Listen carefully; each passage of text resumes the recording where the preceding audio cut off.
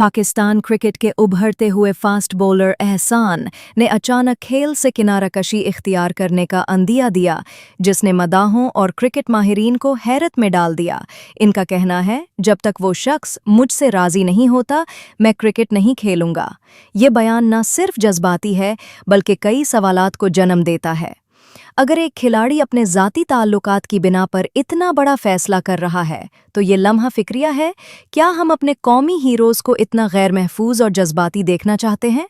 क्या इन नौजवानों को ऐसे माहौल और तरबियत नहीं देनी चाहिए जहां वो ज़ाती दुख, ताल्लुकात और ज़हनी दबाव के बावजूद अपने कौमी मिशन को जारी रख सके? हमें ये समझने की ज़रूरत है कि ज़ाती ज़िंदगी और पेशा वराना ज़िम्मेदारियां दो अलग जहतें हैं।